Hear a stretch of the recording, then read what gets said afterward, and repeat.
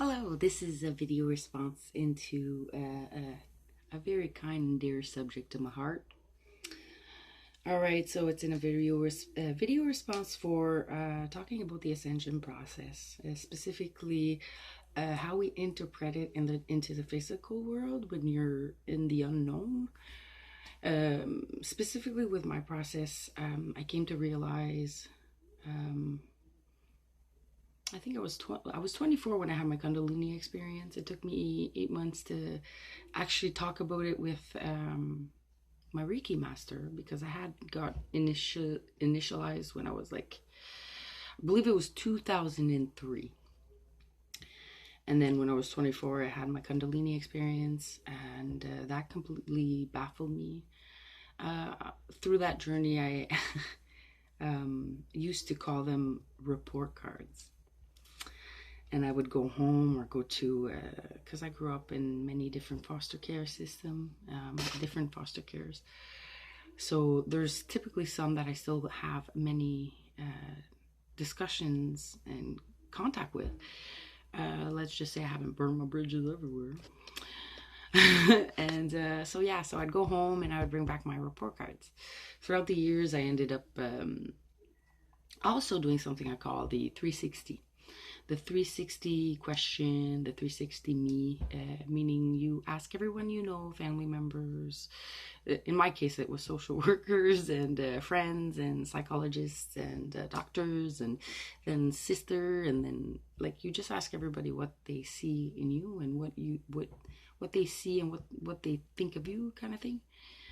And you get different diagnoses from 360, and you take what you honestly, truly believe in your heart that does represent a part of you. Also numerology, astrology, all these types of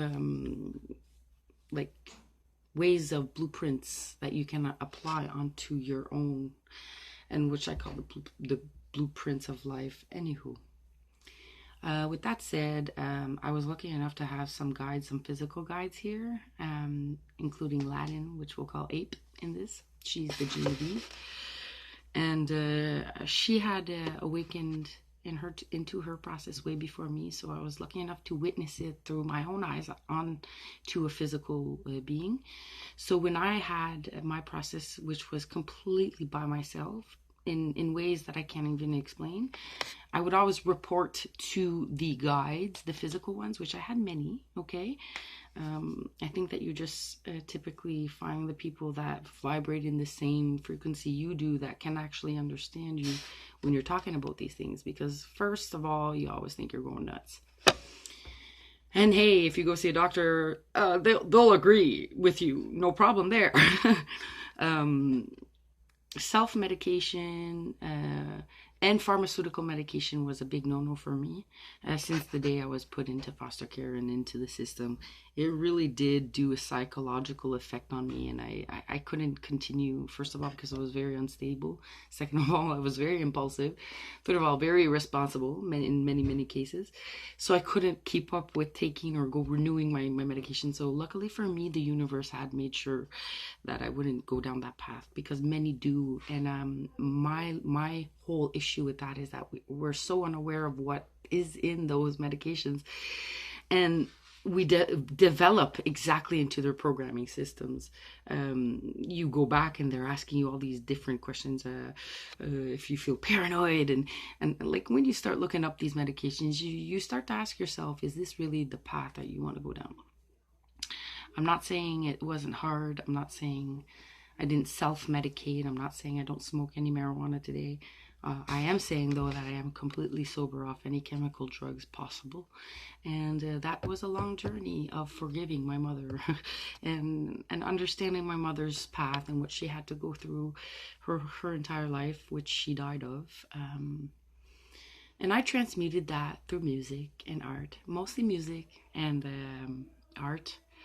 And I definitely want to see more people transmuting and bringing the awareness to what addiction can psychologically do to your brain when you're unaware of things. And I'm not saying that they're bad. I'm not saying that they're good. I'm saying that people need to realize that taking your own responsibility within is the way to go.